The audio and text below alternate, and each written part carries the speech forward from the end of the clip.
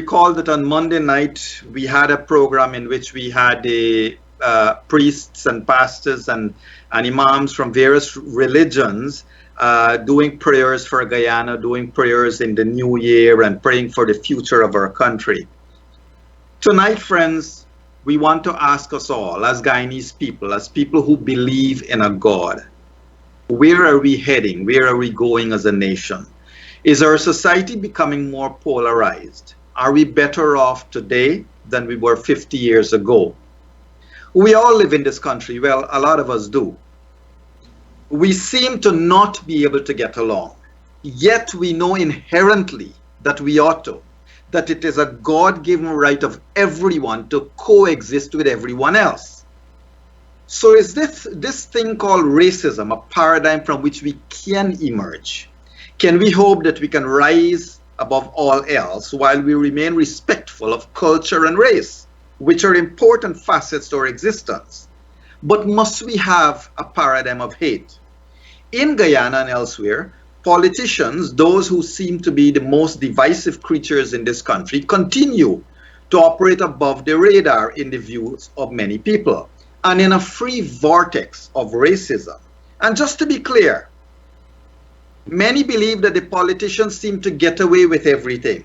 They say whatever they want, but it is you and I, the people of this country, the ordinary people of this country, that becomes racially and emotionally charged as to become vengeful souls of destruction.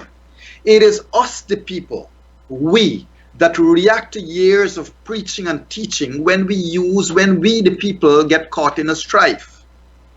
When will we see the day when we can get out of racist paradigms that many seem to enjoy? Here are some droplets that we want to assess tonight, some droplets of racism in recent months that we have sometimes taken for granted, but it speaks to a society being broken up into fragments. 1. A university student makes a video that is pure racism, nothing else to describe it. He apologizes, but a damage is done. His action showcases a real problem, and yes, the ERC got involved. A minister of government says that she will only employ her own kind. She apologized, but the damage was done.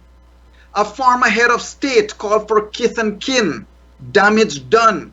Another former head of state said that people should chase others out. Damage done. Today, a current government employee categorizes the selection of a black prime ministerial candidate as black tokenism. Damage done. An Indo-Guyanese who joins the PNC, becomes the mayor, is seen as a traitor. An Afro-Guyanese who gets appointed to a senior position by the PPP becomes a house slave. The hate seems to go on and on. Are we really ready as a nation? Can I not join a political party of my choice without being labeled? Let's take a look at another side of our society. My 4-year-old son, Arya. He thrives in the company of his friends at school, not conscious of anyone's race. He hugs, he dances, he sings, he holds hands, and lives in the company of friends that are of all races. Why can't we learn from our children? The bigger question to ponder, if it were not for racist practices, and I'm not casting blame on any one side here, if it were not for racism, how far advanced might we be in our country today? How far advanced might our country be today? Because of the seriousness of racism, we have many groupings preaching against it. And on Monday last, as I said, we had a prayer session that begged God to help us as a people to rise above such sins. We also have a constitutional body, the Ethnic Relations Commission, that seeks to look at the Guyanese society and try, among other things, to assist us in reforming our approach to this thing. Gentlemen and lady from the ERC, welcome to this program. To our viewers out there, welcome to this discussion with the Ethnic Relations Commission. And let me introduce Mr. Norris Witter, who is a commissioner that is representing the Labour constituency. I think many people would know Mr. Witter. I myself have known him for a very long time. We also have Commissioner Rajkumarie Singh representing the Hindu constituency, and we all know Mr. Singh too. And we have Commissioner Dr.Haji Roshan Khan, who represents the Muslim constituency. And I do know that a lot of people out there know Brother Roshan as well. To the three of you, welcome to our program. And just to pause for a minute, I don't think I'm seeing Brother Norris Witter on screen. I did not want to disturb you to tell you that he is not being seen.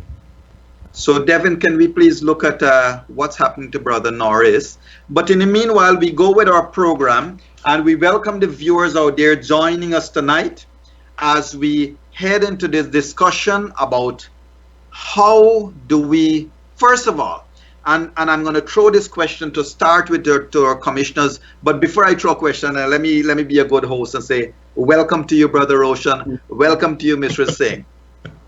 Miss Singh. Thank you. Miss Singh. Sorry, Miss Singh. Seriously. Welcome to both of you. And I'm sure Mr. Witter is coming on sooner rather than later. So welcome on board, sir and lady. Let me start with a question. What's your consideration of this question? Do we have a problem with race and racial cohesion in Guyana? If I may, sure. I personally and my colleagues in the Ethnic Relations Commission will tell you, I always believe we really don't have a major problem. I believe that we have a true example of a one world community and society. People might disagree in some way, because this emotionalism and this thing that is happening usually happens only at elections time, when people get embroiled with emotionality and ethnic sensitivities, because it is perceived that the two major political parties are racially inclined or empowered by racist groups, which I don't think so at this time. But people get embroiled in it emotionally. This is my view about it. I think Guyana is an example around the world. When you look at racism and religious rivalries and that's taking place in other countries, I think we are an example. This is the only time when people get a little bit nervous and worried. So this is my point to start to commence the program with. I do not believe that we have a terrible, racist, warish, depraved society in this magnificent country of 6 races living generally most times for 5 years in excellent condition, except for a few months when the election is about to come and possibly politically engineered and manipulated. This is my view, Dr. Mahadeo, at this time. Thank you, Brother Roshan, for your view. Miss Singh?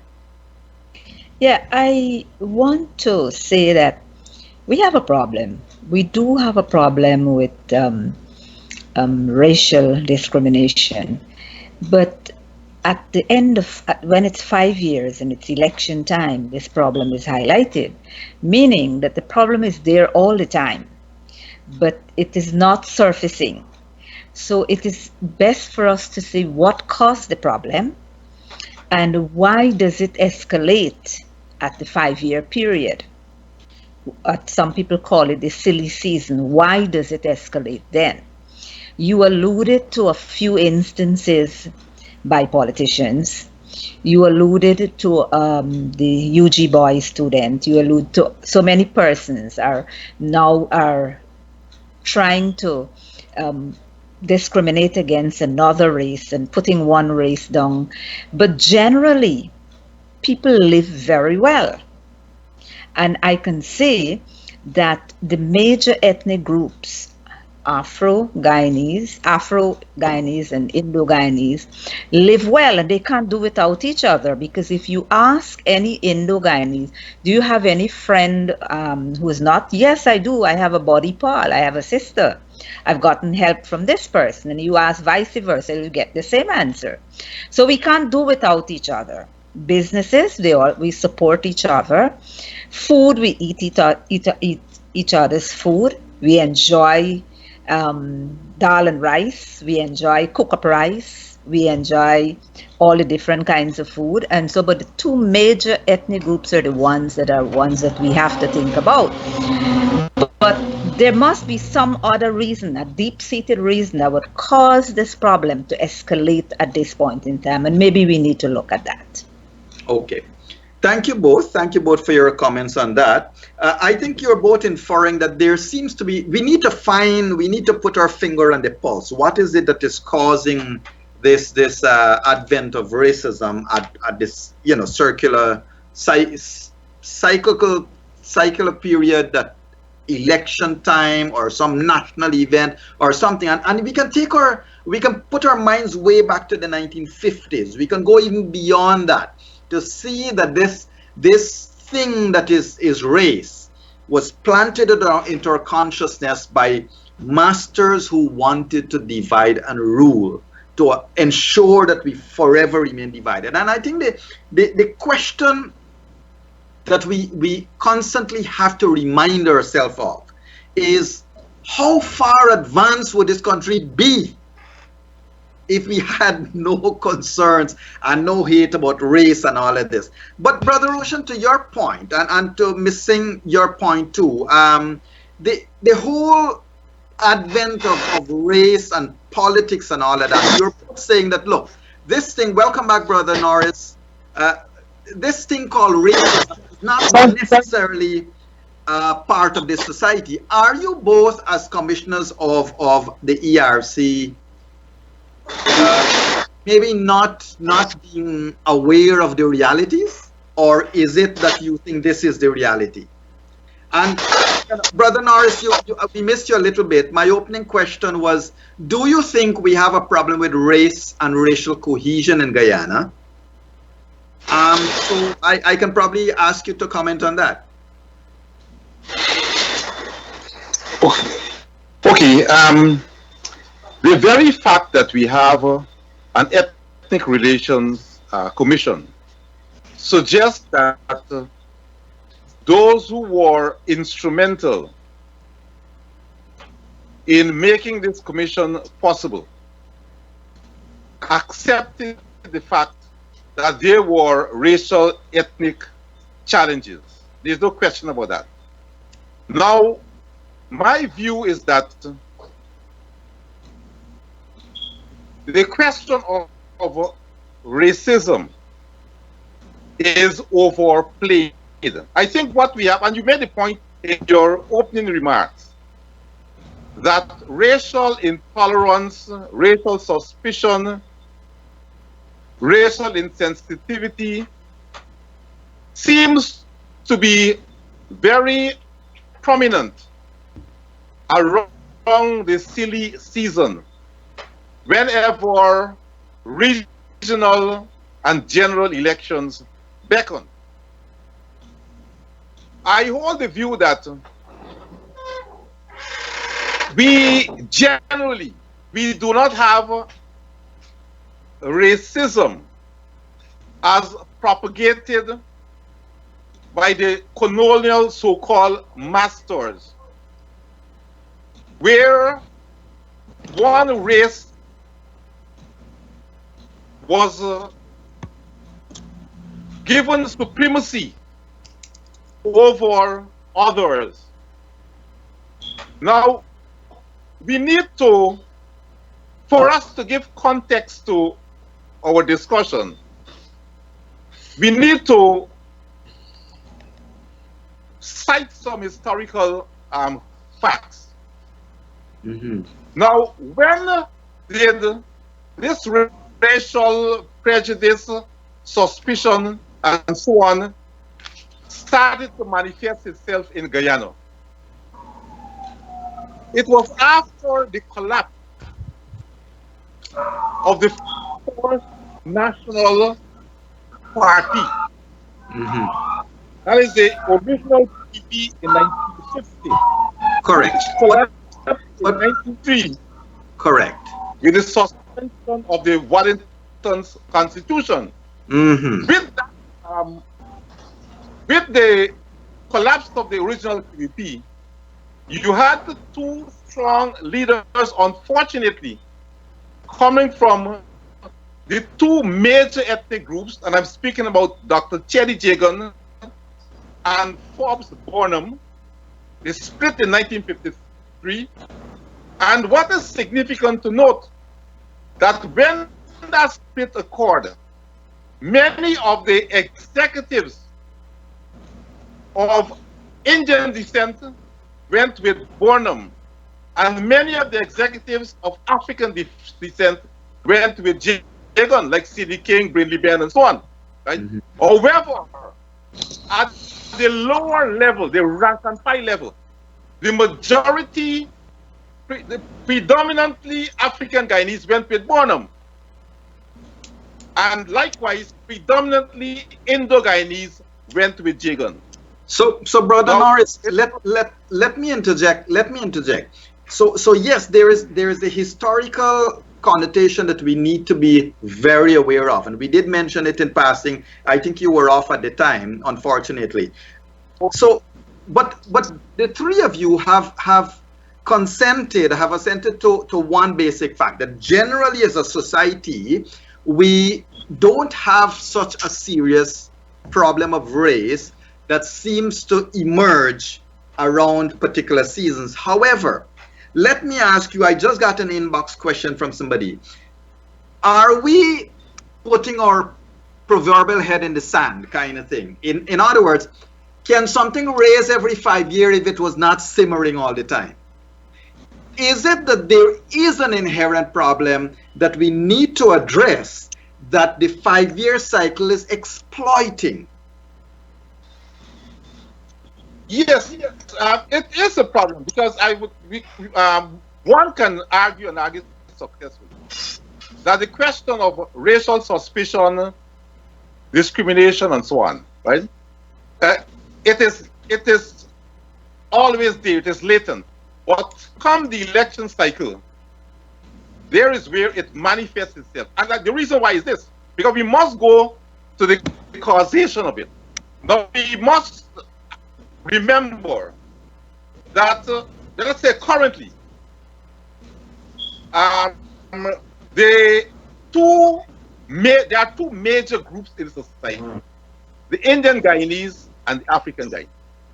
And the fact that both groups support race leaders of the two ethnic groups, what has happened is that the leaders of these parties finds it attractive, because of the largeness of these groups, to mobilize around race.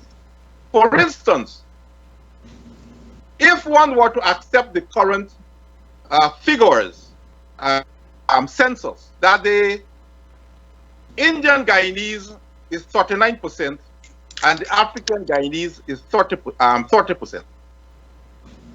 If you combine the two, we're talking about near 3/4 of the population, 69%. Now, for the African-based party, they would obviously see as a strategy. But Brother Norris, that if we can mobilize all the African people on the basis of race, then we start with 30%. Correct. Likewise, the Indian-based party, if we can Brother mobilize Norris, all the Indian party, then we can start with 39%. Agree, but here is the point, and Brother Roshan, I'm going to come to you and Ms. Singh next, because the issue here, the question that I've asked is racism more inherent than we want to make believe? Are we just proverbially hiding our head in the sand kind of thing? Well, personally, I said in the beginning, Dr. Mahadeo, that I personally don't believe that we have racism as a form of an epidemic in this country. Mm-hmm. And if it's in the heart of certain people, they are controlling it very well. But with the kind of a society I grew up and the way I move, and I believe in a true one world society where mankind will be judged by the contents of their character, not by the color of their skin. And so I've been moving around. I'm quite an old man now. I'm now 65 years of age, and from all my life I've been moving around through Guyana. I have never really experienced the kind of racism that some people are saying that we have. I'm always saying respect, decency, elegance, love, harmony, goodwill. We are having more and more intermarriages racially in this country more than any time in history.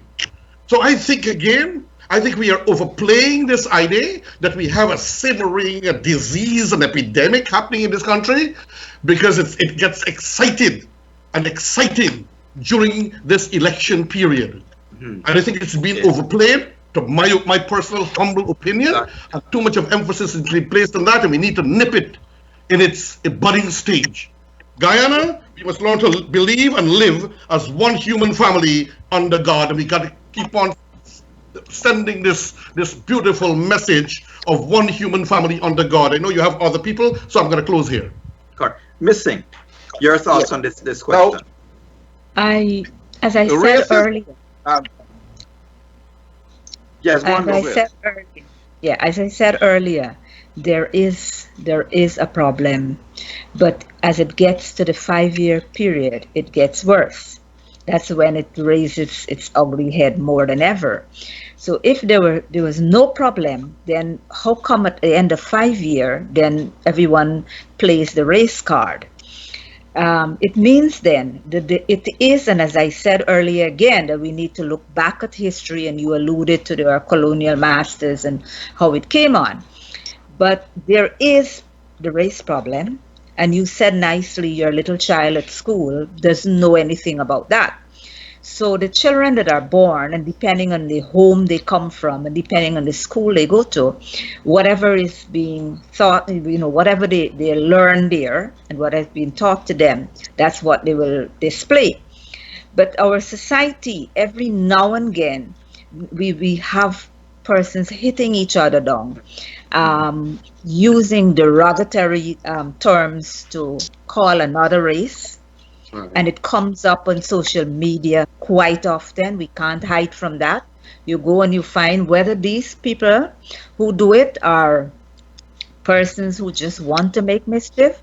But as Brother Roshan says, there would be a set of people, no, it doesn't, they don't entertain that in them. Correct. But you do have a set of persons. As soon as something happens, there is a conflict, and it happens to be of any other ethnic group than what you are, a derogatory term is used to describe that person, or stereotyping. Correct. You stereotype and you say, well, you only expect a particular race to do criminal activities. You only expect a particular race to be like the UG boy. Remember the case with the UG boy? Yeah. So this is what happens all the time. And if I take it to one step further than the question you asked, Dr. Mahadeo, I remember when, as commissioners, we met with the Chinese embassy, and I think it was not the ambassador, the person just below him, and he said there are many ethnic groups. I think he said 32 or 33, and he said in the schools that it is a special subject, that they are taught in the schools not to discriminate against each other, not to degrade each other. So I'm taking the discussion to another step as perhaps the solution. Yes, agree. So you see, the issue here is, for example, as Mr. Salim Khan has eloquently said, that there is a problem. I mean, Kevindra Tolaram has said because of political domination, race has always been used by the politicians. And I think Brian has also commented, Brian Deoraj, that politics has polarized Guyana since the beginning of Forbes Burnham and Chedi Jagan. And, it's now become, but a lot of viewers out there, to you as commissioners of the ERC, a lot of viewers out there feel that there is a problem that becomes exacerbated because of the dangling carrots of political play. So let's come to the ERC itself a little bit. the main thrust of the ERC, you guys have been in the news recently because you have dealt with, I think, the pastor who made certain comments, the UG student who made certain comments. And I think, from on behalf of our viewers, I must say to the three of you and through the three of you to the rest of the commission, great job. You are doing your work. And I mean, I know you don't hear the praise from people too often, but you're doing good work. Thank But you. Thank you. tell the viewers a little bit what the ERC's main thrust is. What is it you hope to achieve? Why do you exist? I prefer the aim is to create a national harmony, national goodwill, respect, love, harmony, respect for one and all, to create a national consensus of goodwill. Basically, that is the philosophy, the basic philosophy of the Ethnic Relations Commission, and why it was established, because it was thought that there is a problem in the society, and the two leaders, the opposition leader then and the president at that time, decided to form this commission, so that if there is something brewing, things are happening, there is a commission to listen and to hear complaints and to bring justice and reprieve to people. So basically we're concerned with national harmony, goodwill and love. Even though there is authority and power within it, we're not interested in using the power to prosecute or to fine or to imprison anyone. We are more interested in bringing national cohesion and goodwill by bringing parties together that might have some kind of conflicts.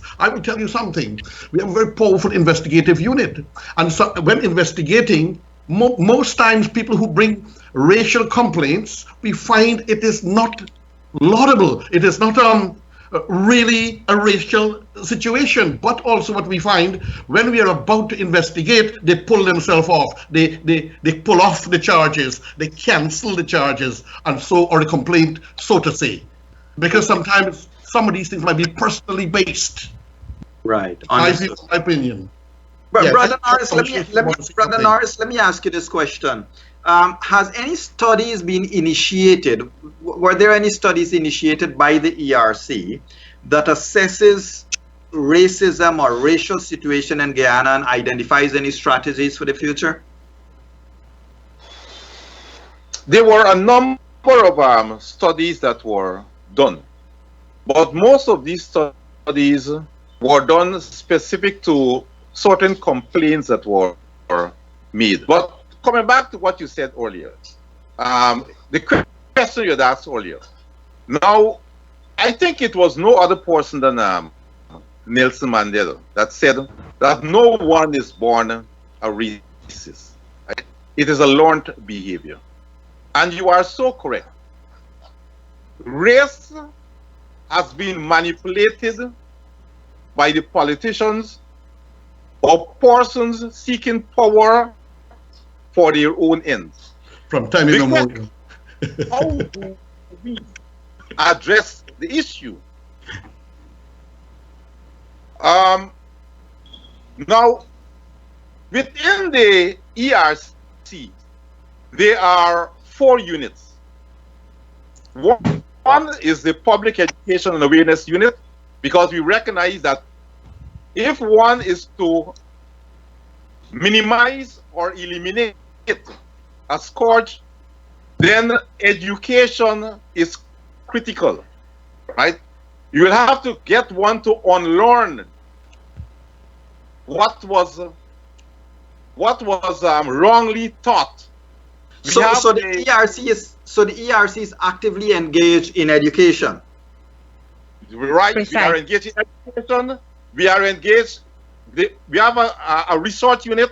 We have an investigating unit, and we also have a conflict resolution unit.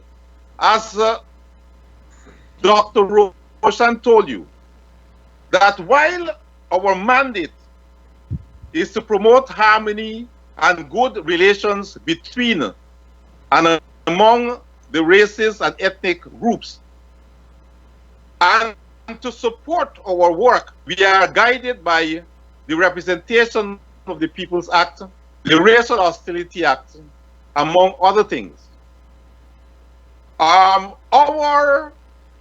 while we have so you're sorry to cut you're looking at creating platforms within which not just the problems being identified, but genuine solutions can be supplanted in not only the education system and value systems, but in the Guyanese psyche as a whole. I mean, that seems to be one of the main thrusts. This is precisely why we have been going around, meeting constituents and through the various regions of the country, listening to people, ordinary people, people of various societies and groupings, students, children. We have been moving through this country like wildfire since we have been established. So educate the public a little bit. Anyone of it missing, you could probably, because sorry I haven't directed you any question to you. But what if I feel that Brother Khan made a statement that I feel is outside of the ambit of harmony and racial cohesion and so forth? What can a member of the public do to engage the ERC's interest? Oh, well, if the public, the press or television, whatever it is, that something is being said that to create this harmony among various ethnic group or anything that is degrading to one ethnic group or another, we have hotlines. We are on Facebook. You can get us there. You can just call into the ERC and make your complaint, or you can write a letter, or you can just come in and the complaints will be taken. Of course, are any anonymity afforded? Are any protection of identity afforded to complainants? Well, you see, if we are going to take a complaint and we don't have a person saying, well, I am complaining it, then it makes the investigation very difficult. Mm-hmm. Because if a complaint is made against an organization, and how do we go about investigating it if we can't allude to someone who says the complaint? It makes it very difficult. But we have had cases where that happens, and we did write to a particular organization to investigate what happened. I think it is one with hiring practices. But somebody anonymously wrote a complaint to us, and we said, well, okay, we sent a letter in and we got an explanation to say, well, this is the hiring practice of that particular organization. So depending on the circumstances, you make a decision on a case-by-case basis. Yes, we do. Yes. But coming back to what we're saying about education, the unit that deals with the education awareness, we recognize that educating the nation is of paramount importance. So we try, if it is better to prevent a situation than dealing with a situation. So we have all the ads out, we have all the ads going out there, trying, especially at this point in time, asking people for peace and harmony and to avoid using any racial slangs or slurs against each other. We have the media monitoring unit that would monitor the television, that would monitor the newspaper, and would also look at some coming out of Facebook once they can get that, and then they would respond to say that this is not how it should be, you should stop it. But of course, the media monitoring unit is part of the ERC? Yes, we have a media monitoring unit. We have an education awareness and investigative.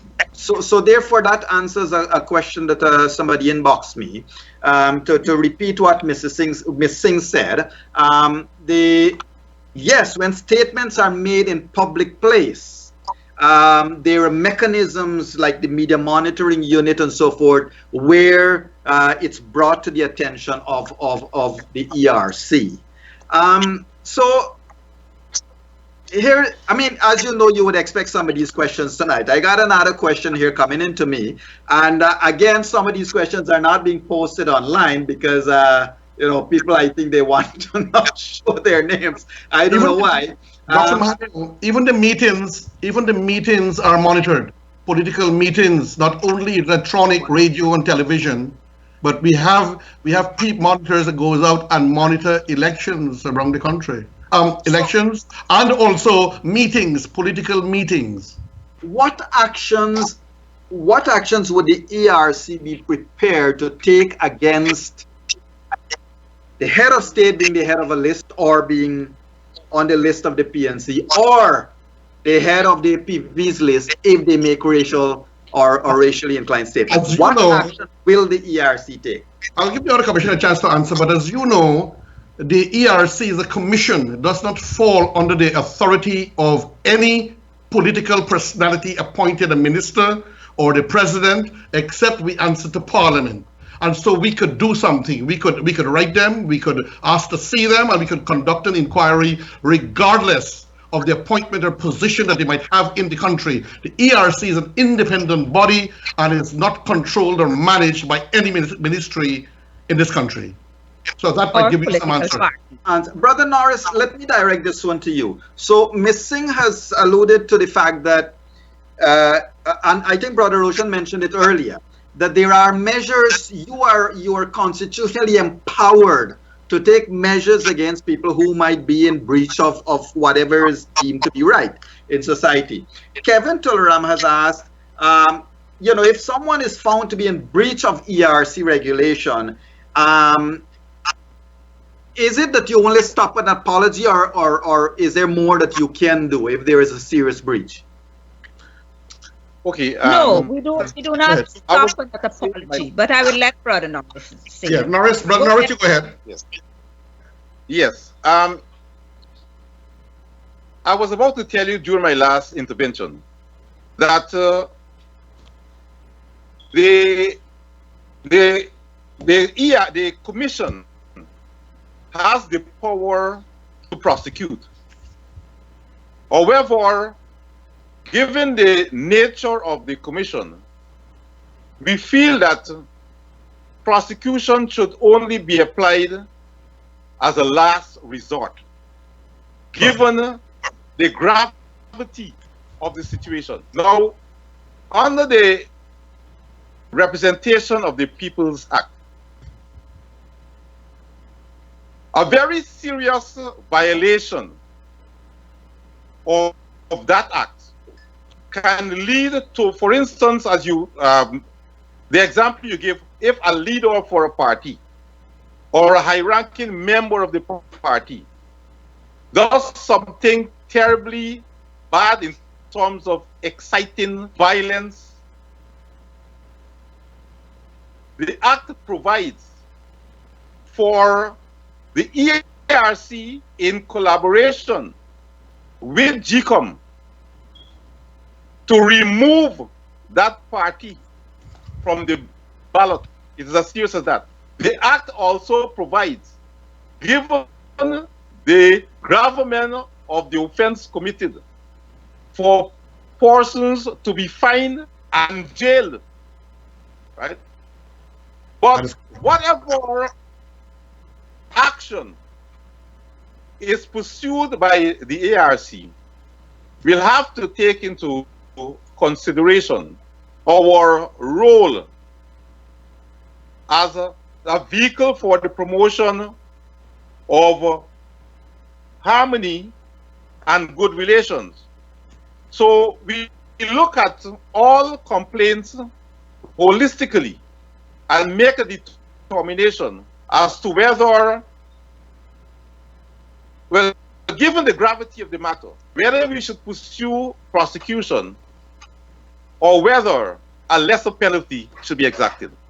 Okay. But were there any incidents where... To add to that, Dr. Mahadeo, when a complaint comes to us, our first take is to get the complainant in and to get the persons who have erred and get them to understand why is it they have done so, and if they have recognized, if they themselves realize that they have erred and they have done it wrong and they want to give an apology, we take that. That's the first step. But if this continues, well, then we go further than that. Of course, so it's not that we just take apology. It's not apology alone, but we work first for peace. Okay. And so if someone has erred and is prepared to publicly make an apology, that's good enough. Once that person can adhere to that apology. So it's all about, Dr. Mahadeo, conflict transformation. If there's a conflict brewing, our aim must not be only to imprison and create hostility, more hostility, but to try to transform the conflict by mediation, discussion, working for harmony, and trying, and it happens in most cases that they see themselves that they erred and they want to apologize wholeheartedly and they want to withdraw charges in some cases. So Brother Roshan, here is the inherent problem or question. So somebody says or does something that is insightful, and they offer an apology. The fact that the act was done speaks to an inner something that they're expressing. The apology, would it suffice against that thing inside that can come out because other people are seeing what they're doing? Dr. Mahadeo, you got to realize, in no society or nation in the world would there be perfection in relationships. You always have a small percentage of disagreeable situations, even where you have a homogeneous society or grouping, like let us say South Korea, one set of people, or like Japan, and yet they will have some kind of a disagreeable situation happening. So people might be moved by emotion for a moment, they might have an outburst, and some people are just emotional and very passionate. Correct. So we try to transform a situation. Conflict will exist in every society. So we look at it in a very positive way, as my colleagues told you, and we are looking to create this harmony where they themselves will realize I was wrong. And we have had quite a lot of that happen where, oh my God, I want to apologize. I made a mistake. I got carried away. Understood. So let's yes, Brother Norris. I think at one of our most recent meetings, we have agreed by consensus that sanctions should be proportionate to the offense committed. Okay, gotcha. So let's take a commercial break. I'm going to go over to Devin for a bit, and when we come back, I'm going to read to you a question that came in from one Melissa Khan that has asked about what was the ERC's position on two fronts. One was when the opposition leader, I think, I don't know what was the status then, but when the statement was made about chasing people out. And two was when Minister Lawrence publicly declared she would only employ her own kind. So we'll take those questions after we return from the commercial break. Over to you, Devin. January marks 1 year since Globespan 24/7 embarked on this initiative to offer a platform that brings in all sides, all points of view, and all concerns. Viewers in Guyana and across the world are participating in discussions that are bringing to light issues relating to social, economic, and political matters that have been plaguing our nation. Globespan's platform offers Guyanese to express their concerns and discuss solutions in the political realm, thereby addressing the polarized situation. Discussions also include social ills, such as alcoholism, domestic violence, and suicides that have been plaguing the people. The platform also mitigates the brain drain by having speakers that live in Guyana and across the world participate in these discussions. This concept will avail a broader view for the benefit of all Guyanese. Globespan 24/7 does not have sponsors for its political talk shows, so Globespan needs your support to offset the expenses. Kindly contribute by clicking the link in the description to help support these programs. Thank you, and we're back live. And yes, let me say on behalf of Globespan, indeed, we would hope that viewers can support us because we don't necessarily seek corporate sponsors for political shows because most corporate persons feel one way or the other to be in a political show. But we'd like everybody to contribute and help us to take this forward. So let's come to the questions. I don't know who want to take it, but the two questions that would have been posed just before we went off in the commercial break. What was the ERC's position when one of the politicians made a statement about chasing them out when they come to your door, and when another politician publicly declared that she would only employ staff of her kind, staff like her? I don't know who wants to go first.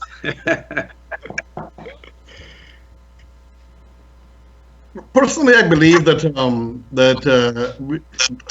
no serious attention was given to it because we believe it was a momentary statement that was made, and it was easily diffused by itself. Personally, I wrote an article into the media and disagree with the pronouncement that chasing people out of the community. But the ERC has so much to do that we cannot at all times in every way handle everything that happens. It is too much for this small group functioning with this small period of time that we have in this country. So we cannot really handle every complaint, everything, and satisfy everyone in the country. I didn't expect that from your brother, Roshan. I'm joking. Yes. So the other question was, and I don't know that I'm satisfied with an answer that says you can't answer everything all the time. But, the issue is, how do you deal with politicians that make statements? Dr. Mahadeo, the reality of the matter is that the ERC, like any other institutions, because it is made up of human beings, right? And as human beings, we are not infallible, we will err. And the ERC took, first of all, one must recognize that we were only commissioned in February 2018. And on our commissioning, we found a staff of 13, a very depleted staff.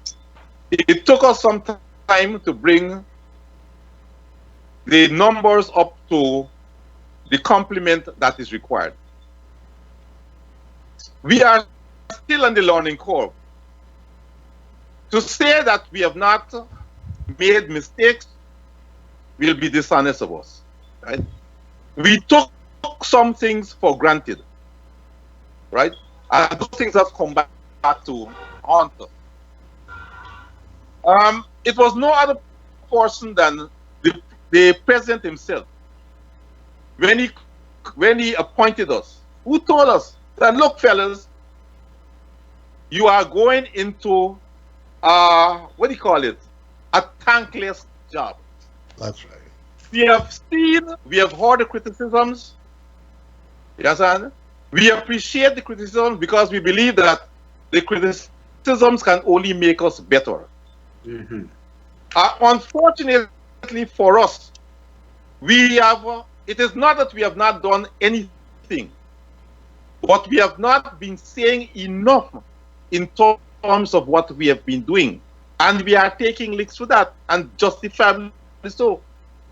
As a very important commission, we need to keep the public abreast with what we are doing, so that the public will be in a better position to assess our work, right? But if we say nothing about our activities, then it will leave the public to arrive at their own conclusions, rightfully. Undoubtedly. I agree with you, and I don't think speaking to a lot of people out there, I know that people are aware of the work of, you may not believe this, but many people are aware of the work of the ERC. Many people feel that the ERC could be more proactive, but then, as you rightly pointed, Brother Norris, proactivity is a matter of judgment. It's a judgment call you make as to how proactive you can be in circumstances, and how to filter raw emotion from insightful statements, because I think that is something that we need to balance against. I think one of the other questions that people have at the back of their minds, when political figures make statements and nobody gives them even a slap on the wrist, it then opens the floodgates for unmitigated statements of a similar or worse kind. And how do we deal with that then? You're back to square one. Yeah. Could I come in there, Dr. Sure. Yo? We recognize this. We recognize that some cases we weren't able to handle them very swiftly because we know that the public would like very quick answers to any problem that comes to us. The other thing, I'm not making excuse, but the commissioners are not full-time. They're all part-time. So we all have our full-time jobs. We have a commission that works, and then we meet and we work. But as I'm saying, we're not making excuse. All those came to us, and from our investigative unit, we recognize that the vocabulary used by some of these persons are not the appropriate vocabulary. And so the vocabulary itself is causing the problem. What we have done is that we met with all political parties, almost all. We either went to their place or they came to the ERC, and we have a code of conduct that we circulated, and we asked for them to when they're having their meetings, that they'll bear in mind to use the correct vocabulary to have peace and harmony. And Correct. Of course, now that the election campaigns have started, we have our monitors out there, and that's where we're going to take it up from this point here. And as Brother Norris says, yes, we have not been telling the public. We haven't been able to have our press releases very well, but be assured it's going to happen now. It is not Dr. Mahadeo, they're not doing anything about it. But if I once can, that any political party crosses the line that political party should not do, well, they will hear from us. Okay. yeah, so I was trying to say that the president, when he mentioned that the ERC, the job is a thankless job, he also mentioned before that it is a most important commission in the country, the most important commission, but yet whatever we do, we are going to be branded and we're going to be marked as, because it will be a thankless job. And the man has generally made the gentleman, His Excellency, made a smart statement there, to my opinion. But we are always open, and we are always listening, and we are always working. But I would presume that while the commissioners are not full-time, that the staff is, right? Yes, the staff is. Okay, gotcha. And we are now getting a full complement of staff, because like you were told, we went in there with a depleted commission. It was in a hiatus for over 7 years. It was locked down. Here is a question coming from another viewer that has asked, well, let me leave this question for a little later, maybe, or for another show. But here's another question, and this relates to the person has said, well, if the Minister Lawrence's statement was excused, then what about the other person's statement who said that an Afro-Guyanese as prime minister for one party is tokenism? We have to realize that just happened. It just happened over this weekend, just not even over the weekend, after the weekend.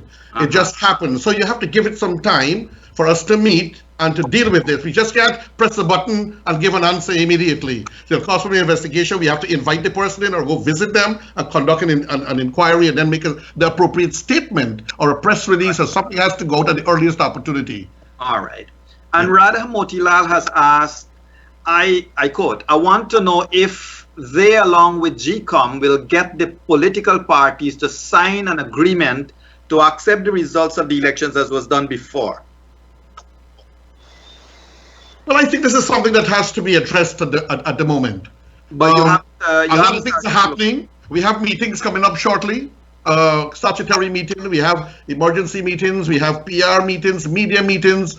So this will definitely be addressed. To my opinion, as far as I know, this is national unity, national importance, for us to have a consensus between the various political parties. I can't speak as a commissioner for the entire commission at this juncture, but it sounds laudable, plausible, and something that is necessary. Okay. Brother Norris, your input. Just to add, we have so far had one meeting with GCOM, and we have discussed areas of collaboration, and cooperation. We are in the process of preparing a memorandum of understanding to be signed between the two parties.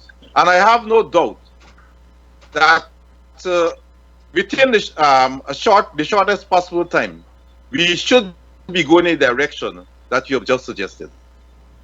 Okay, gotcha. Thank you. Let's take another commercial break, and we will resume shortly. Dev? Globespan's professional platform is now available for rental. Create your own content, promote your business, and reach hundreds of thousands of viewers in Guyana, United States, Canada, and the United Kingdom. Globespan gives you the ability to interact with viewers and guests to reach the multitude. Contact sales@globespan247.com for more information. Support Globespan 24/7 initiatives by sponsoring our programs. Our goal is to bring all sides to the table, and with your help, this can become possible. With your support, we can shape a greater nation together. Contact sales@globespan247.com for more information, or inbox us on Facebook, Instagram, Twitter, and LinkedIn. Wonderful. Thank you. And we are back live. Let me ask this question as we're back. Have you been engaged also in looking at the composition of state boards and the composition of state entities and so forth? Brother Norris, I don't know if you want to go first. Do you mean the ethnic composition? Yes. Well, no. The current commission has not done so. We have not received any complaint from anyone as it relates to the composition of state boards. But not receiving a complaint is not sufficient to say that we should not inquire into what is happening in these boards and so on, right?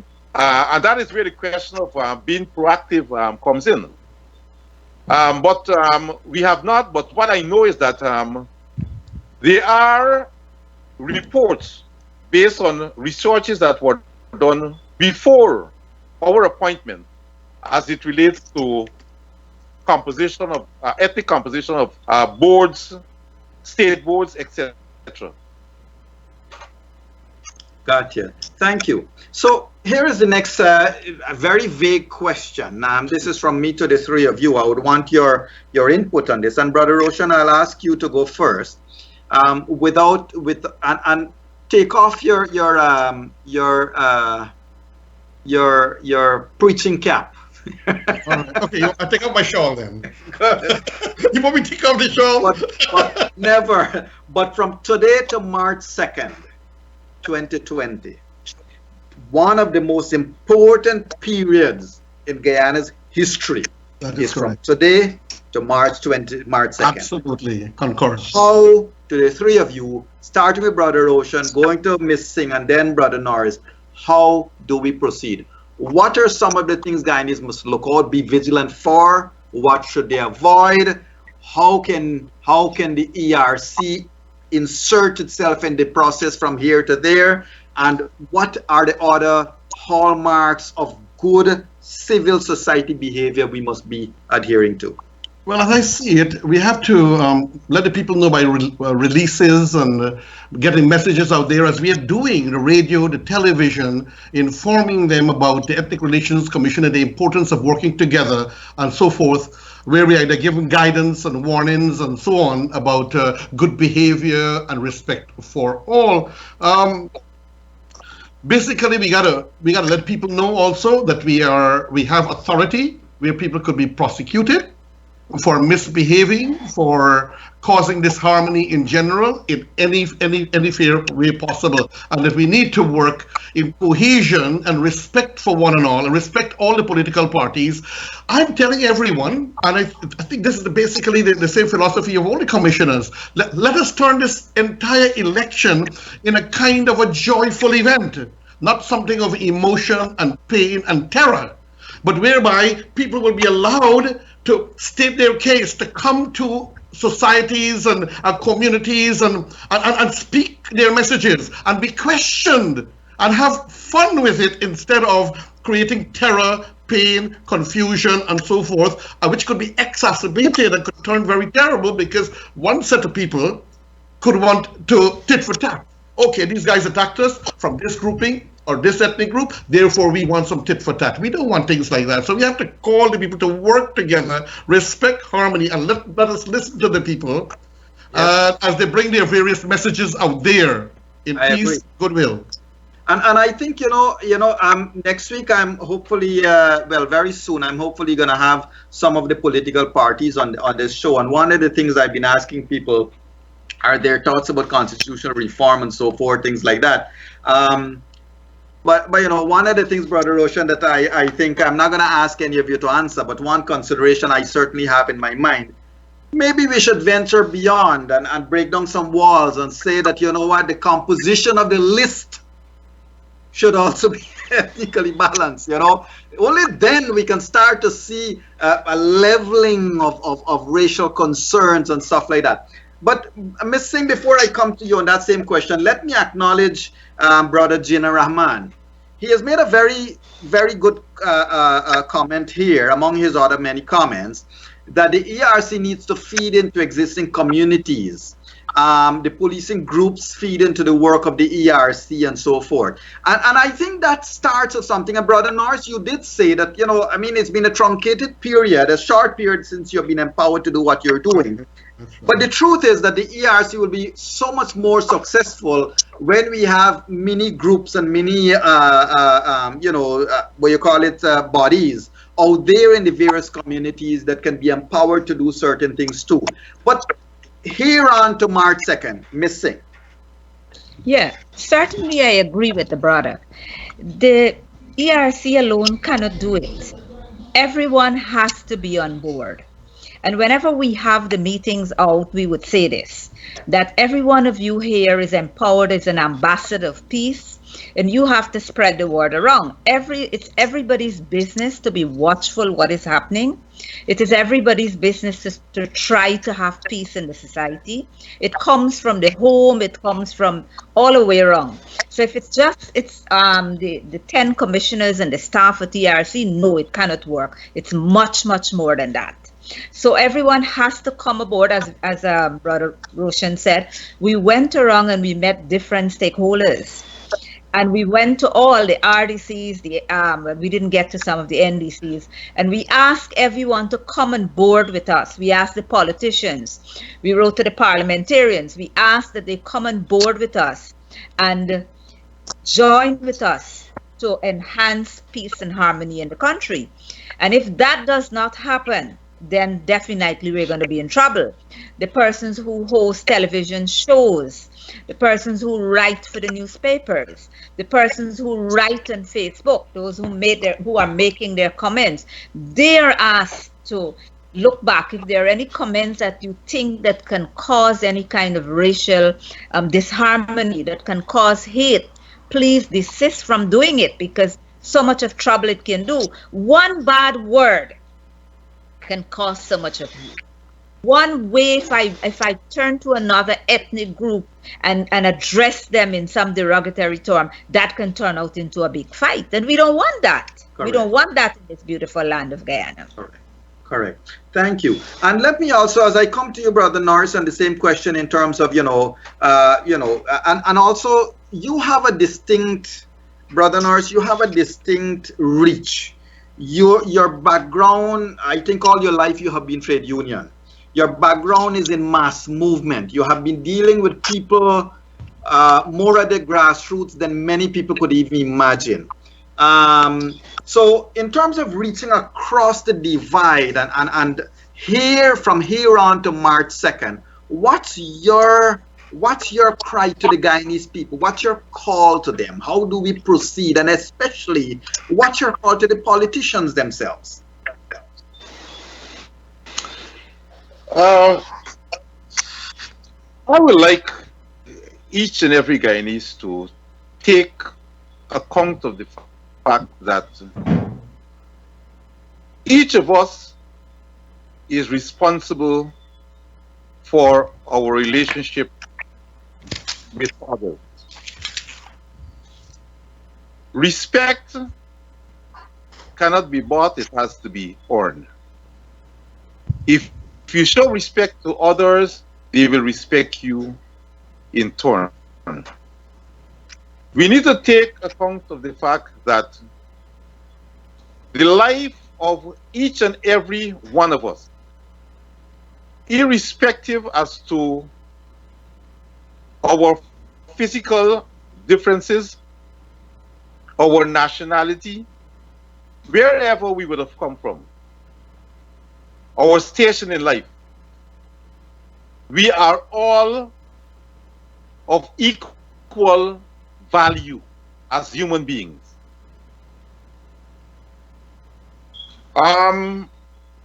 As Sister Rat says, the ERC can be likened onto the vehicle to take us to that destiny of harmony and good relations.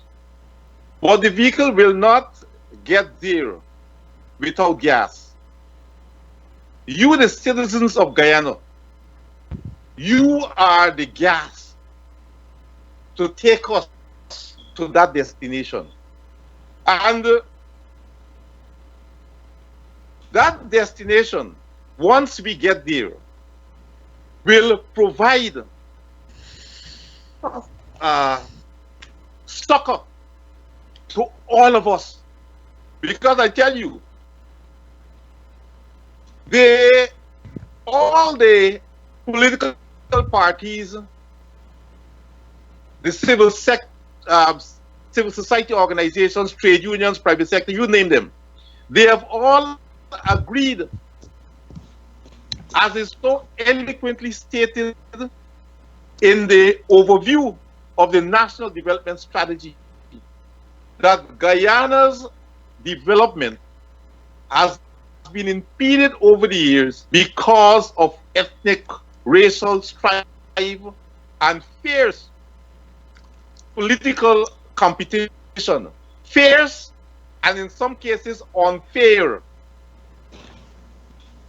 political competition. Right, right. What it means were we to move away from the ethnic conflict and this fierce political competition, we will be providing a Guyana where all of us not only can live happily, but there will be enough through our efforts to share to all of us. Gotcha. Thank you. Thank you. Let me also acknowledge some of the other comments that have come in the meanwhile. Raj Pratima has opined that so long as the president is silent when his ministers make insightful statements, the country will not advance, and it makes the president himself culpable. Brother Rohan Rupnarayan Mahadeo has sent a question about political flags and tolerance and so forth. Ahmad Ali has made a statement saying disband the ERC, replace it with legislations or hate crimes and victimization legislation, and give that body the right to call in the police to investigate with clout and hate crimes or protections of hatred. To this comment, I would like to say, and feel free to jump in, the ERC is empowered. The ERC is empowered to take action. It is an independent body. It can take action against anyone in the land, but the ERC is also very cognizant of not taking such actions which could itself be deemed to be insightful or itself be deemed to be incisive and disruptive. So the ERC has chosen the path, let's talk, let's mediate, let's collaborate, and let's see if we can be sorry for what we're doing and not repeat it again. Am I right, gentlemen and ladies? That is absolutely correct. Conflict transformation, re-education, try to give them, for them to realize themselves that they erred. Or we could go to prosecution. We don't use prosecution as a threat.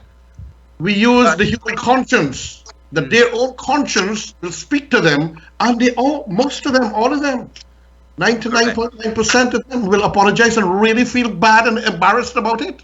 Correct. And you can see from youths, you see the pain on the faces of the parents. Mm-hmm. We have seen these things. Just to quote Dr. Martin Luther King, he said, legislation may restrain the heartless, but it would not change the heart. So and we need to do both. We need to restrain the heartless and also to change the heart. Correct. Through moral system. So DRC is important. Correct. And also, I would like to use this platform, you know, the public, to the members of the public, to my brothers and sisters in Guyana all across there. I say this without fear or favor. If any one of us feel that things are being said that can be disruptive to the peace and harmony of this country, we can take personal action as well. The courts are always there to allow us to approach the legal framework for action. It has been done in the past and it can be done again. The issue here is that racism cannot be solved by the ERC. Racism exists, as Brother Norris said, within the heart, and the only place it can be cured is within the heart. We can slap sanctions on people, we can take all kinds of political actions out there, but it does not. If our hearts are closed, we cannot be changed. That being said, though, the ERC's mandate is to assist this country to move forward. My question, my concern to the commissioners of the ERC is whether you can pull those sleeves up and flex some muscles in this period of elections. Because I hate to think that we have emerged from calling on kith and kin. We have emerged from calling on chasing them out. We have emerged from making a declaration of a ministry being of one religion. We have emerged from saying accidents are happening because of a religion. We have emerged, and I would hate to think that all the work that's being done will be crumbled and lost in political expediency. So my question is, are you willing over the next, because one question I think Kevindra has said that because, and I think there's a misnomer here, misunderstanding that the DRC is politically appointed, whether you will have the political freedom to take action.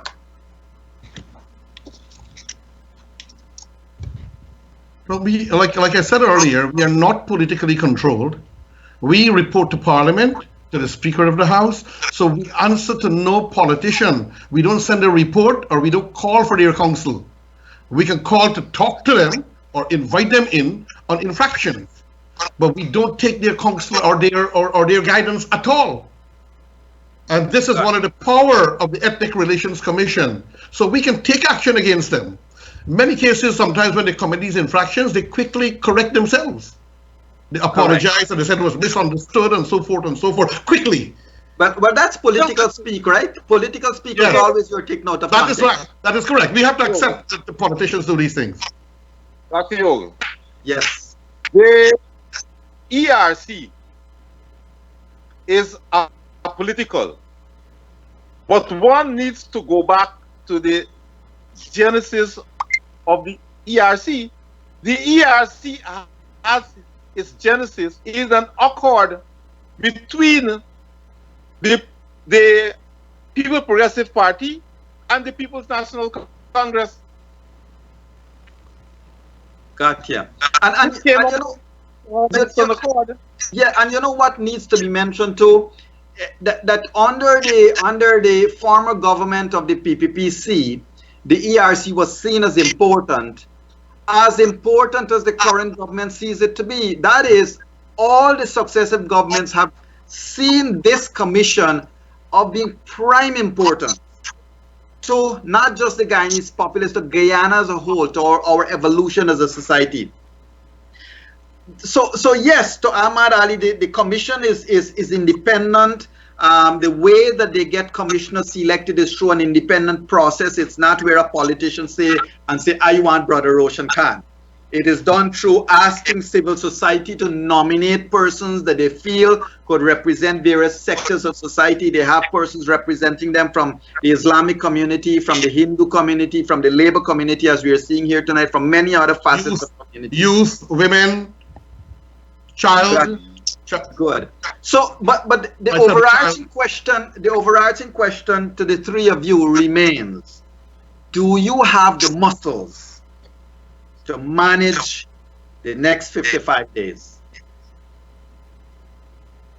With the help from everyone, we can do it. We are prepared to do it. We have the muscle to do it, Dr. Mahadeo. And then we have certain things being put in place to deal with these kinds of situations, to move quickly, to send out releases, to have meetings, and so on. Yes, we have the muscle, we have the ability, we have the personnel and the groups. We have investigative unit, a very powerful investigative unit, headed by a former crime chief of the country, a very famous crime chief of time past. So we have the muscle, and we move very quickly. You'll be amazed how some of them work at nights and days and so forth, and we are constantly round-robin and talking about it, what action we will take here and so on. So we do have the muscle, the wherewithal to have this done. I would wish to see that the Constitution imposes upon us that obligation, and we are permitted by virtue of our oath of office to execute our function fearlessly and fairly. Great. So let me come to another little hot topic. If you go back to the 1950s, there was talk since then, and maybe even before then, I don't know. This is just what I've been picking up reading. There's been talk since early days, since 1950s, there's been talk about separation, because it doesn't seem like we can agree as a people. I am aware of groups currently existing of persons who bear and share this kind of talk. What are your comments to things like this? What's your reaction? I would say that is utterly nonsense. We can't live without each other. We cannot live without each other in this country.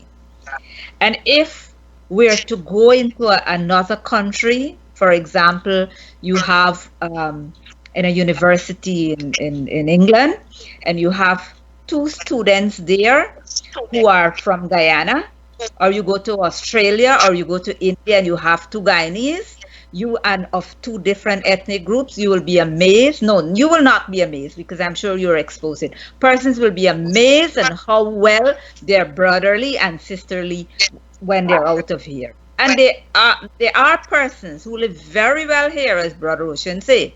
But of course, the issue is always there at some level. Among some people, I say. Not saying no, it doesn't happen, not all the but people. Cannot live with each other. I believe, as I said, live without each other. As I said, brother, nobody's independent. We are totally dependent on each other. Right. Precisely. And I will never concede to someone telling me that there should be division. That would be utter nonsense. Mm-hmm. It will be a tragedy for this country. Correct. So I wish to concur. Yes. I wish to concur with her. I believe in a one, like I said, one world society. I don't believe in any partition. I think that is totally suicidal and ridiculous, and will weaken us. For people who are looking across our borders to steal our country and our resources and so forth, we need to be one strong, dynamic, beautiful set of people, all our races together, living in harmony and in strength and power. A one world society, like I like to say from the University of Peace Federation, by preaching, Brother Mahadeo, one human family under God. Correct. Brother Norris, let me come to you, back to the trade union kind of background you have. In terms of the TUC and what you bring to the table of the ERC, because the TUC, I have a question in front of me here that reads that the TUC has itself, been part of the political history that might have subscribed to some of the divisions we have. I'm not going to ask you to answer that one, but my question is from perspective of the TUC. and labor itself. What role will labor as an entity, as an overarching umbrella entity, be playing in terms of monitoring behaviors between now and election day? I think, let me put a few things in context. I don't think many persons may be aware, but the original mass political party, the PPP of the 50s,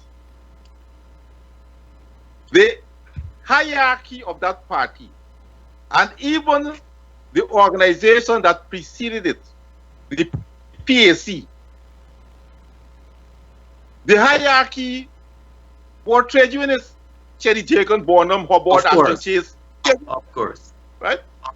Now, I am making this point to say this, that if one were to look at the division within the movement, you will see the division reflecting the division within the political system.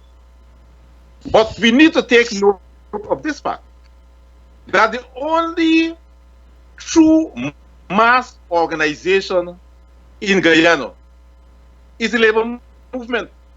It is only within the labor movement, despite what you may see, that you will find persons of all race, ethnicity, political persuasion, religious background.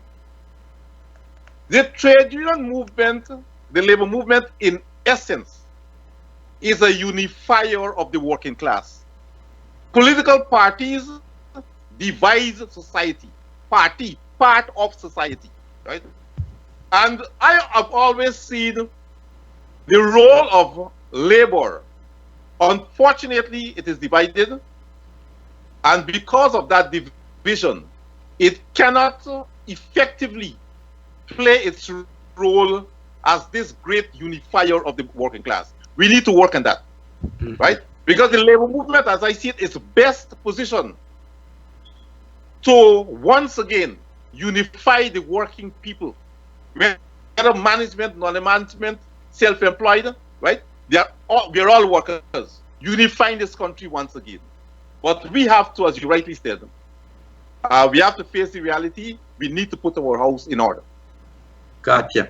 So in terms of the media monitoring unit that operates within the ambit of the ERC, how vigilant are you with regards to social media? Oh, we're very vigilant, actually. This is how we picked up the matter with that boy from University of Guyana and other situations. The media monitoring, and us ourselves, some of us are very active on social media, so we pick these things up very quickly. And that is why with the pastor and so on, we were able to pick it up very fast. So on social media, radio and television, we are very, very active. I can't give you a balance of how much. We are very active.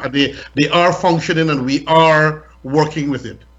Correct. Yeah. But we have a problem, Dr. Mahadeo, in that sometimes someone makes a derogatory comment, inciting racial hostility and so. But because the person is anonymous or has a fake name, it's difficult to get to that. Profile. It's a big problem. We have been trying, but sometimes we reach to that dead end where we cannot pick up because it's a fake profile. Very powerful point there, Sister Raj. Commissioner Rajkumarie, very powerful point. I wish to counter it by reminding everyone. I have done it before. In fact, I have had cause to make a complaint about a recent post from a particular ministry. You can complain to Facebook itself, and Facebook has now become extremely proactive in some of these things, especially when it comes to hate and incitement. And they quickly block certain posts and block certain persons. If you're convinced somebody is fake or some profile is fake, you can report it to Facebook itself, and that can be dealt with as well. So we all need, the point here I think we're all making is that we can't depend on the ERC alone to deal with matters of race and deal with matters of incitement and all of these things. We all got to do it. We all got to do it, and we got to monitor.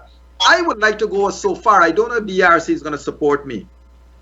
I would like to go so far as to say, if a politician, if a leader or a politician makes a racist statement, he doesn't deserve to be followed by anybody. And if anything will discern my vote at the elections, will be racist statements. Well, we could also close that party down from election with cooperation of GCOM. That's a very powerful authority there. That if they behave like that, and we keep on reminding them, if they behave like that, they could be extracted from the electoral list. Gotcha.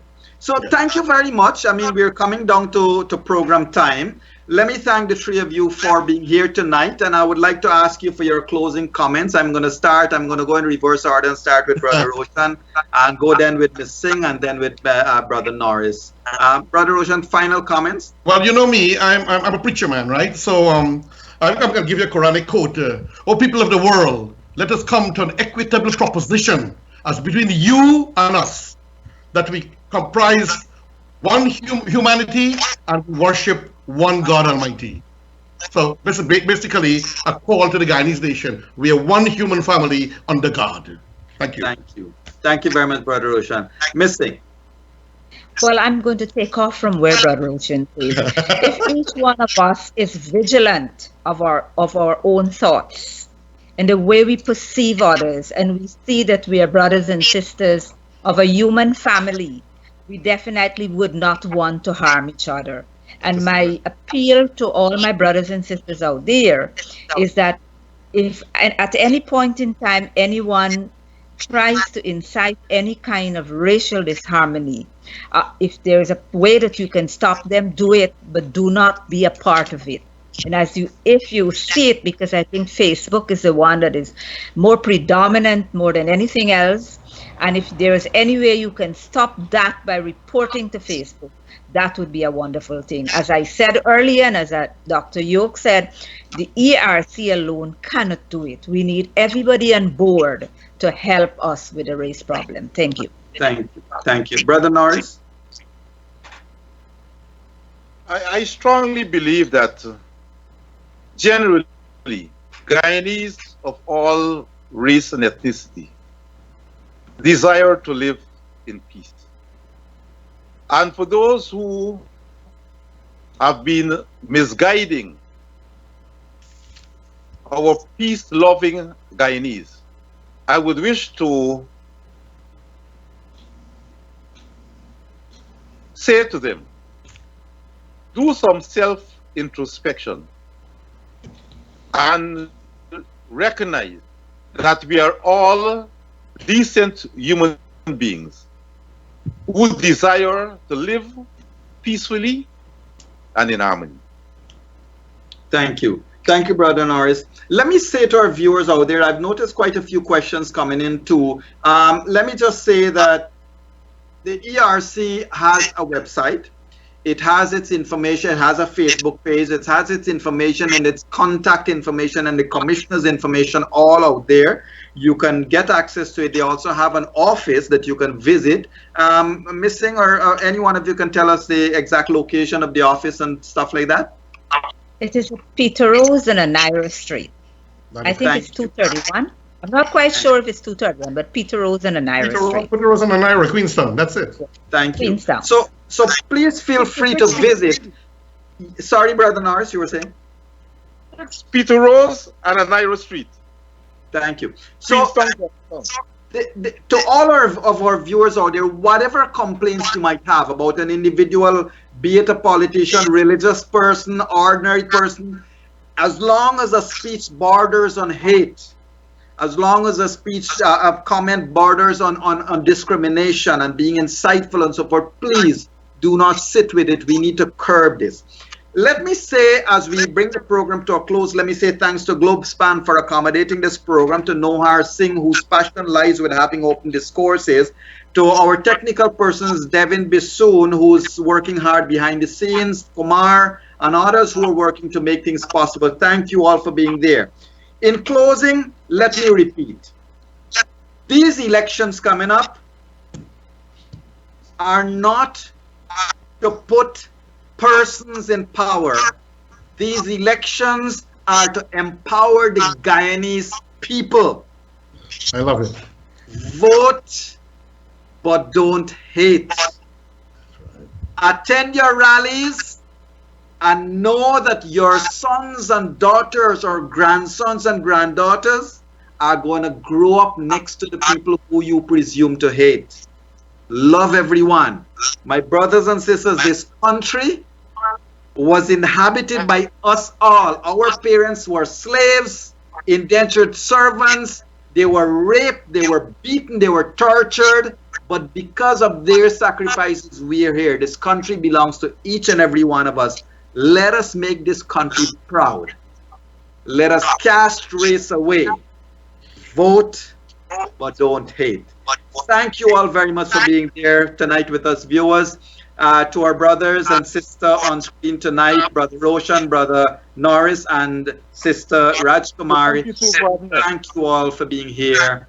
And we certainly hope we can have this happening again, probably a couple of weeks from now, when we can have a progress report from the ERC to our viewers. I would certainly like to formally invite you to be on this program again in 3 weeks' time to have a progress on how the monitoring is happening for elections and so forth. Gentlemen, lady, thank you all. To our viewers out there, have a wonderful night. Be safe. God bless you all. Thank you for having us. Thank you.